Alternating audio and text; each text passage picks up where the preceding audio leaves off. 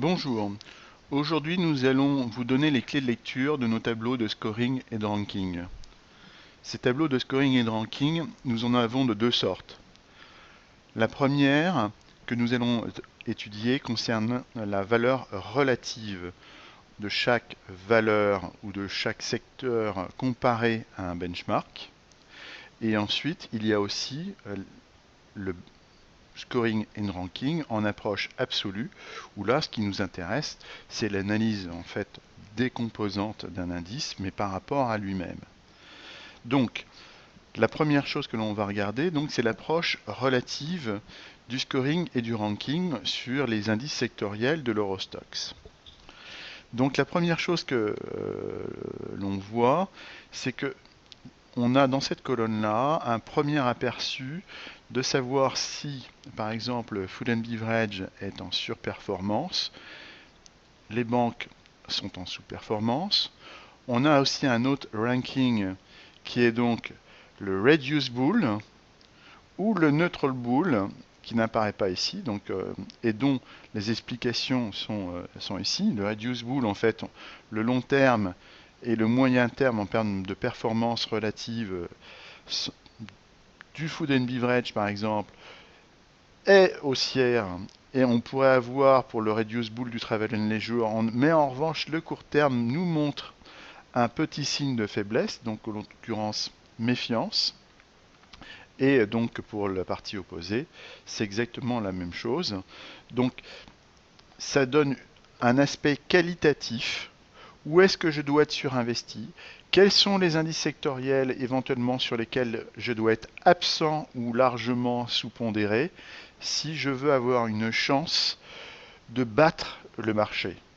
C'est vraiment important dans le cadre d'une gestion benchmarkée. Alors ici donc on a les premières indications. Sur une deuxième page, on va vous montrer que généralement dans les daily reviews qui seront envoyés sur le marché européen ou sur le marché américain, généralement le scoring se faisait sur le scoring en relatif, mais j'ai décidé récemment en fait de changer le tri. Je vais le faire par la variation quotidienne, ce qui nous permettra de voir plus facilement s'il y a en fait une correspondance entre la façon dont on bougeait chaque indice sectoriel par rapport à sa notation ou sa force relative contre le marché. Et vous verrez par expérience que concrètement, souvent, on constatera que les indices qui sont en sous-performance ont une mauvaise variation et ainsi de suite. Bon. Et enfin, ici sur ce type de tableau, dans cette colonne-là, vous avez donc la valeur moyenne de la variation donc des 19 indices sectoriels et de l'Eurostoxx, donc une hausse de 3,03.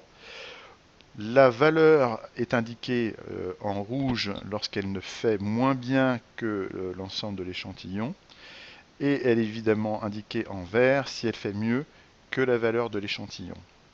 Donc là, c'est relativement simple.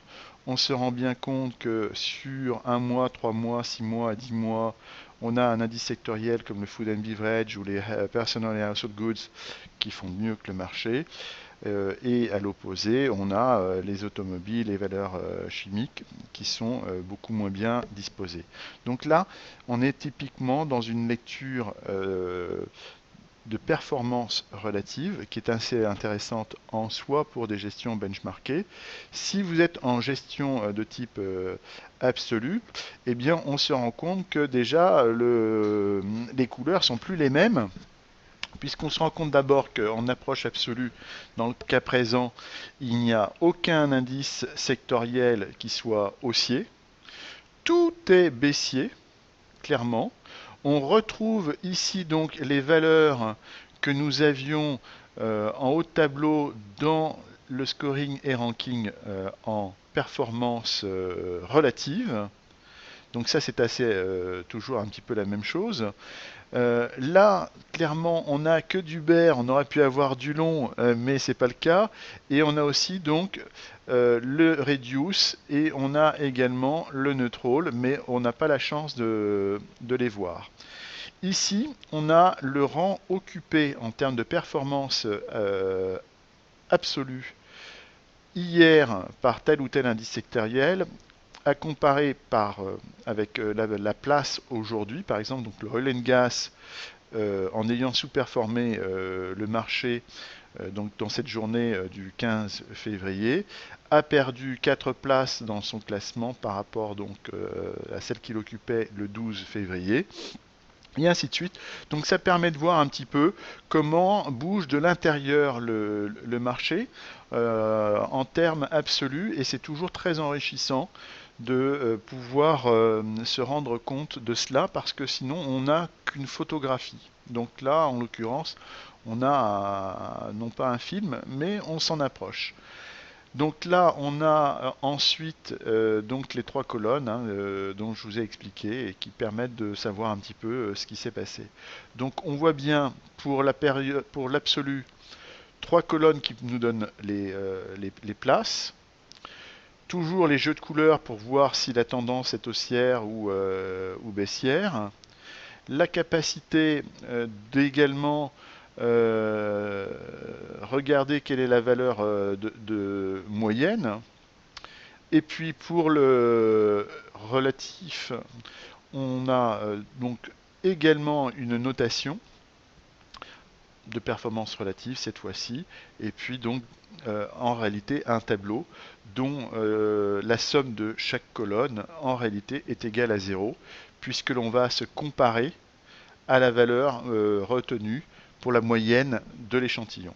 Voilà, j'espère que cela a été clair. Si cela ne l'est pas, bien évidemment, vous n'hésitez pas à nous contacter et on se fera un grand plaisir d'approfondir les petits points qui restent à éclaircir. Voilà, je vous remercie, à très bientôt.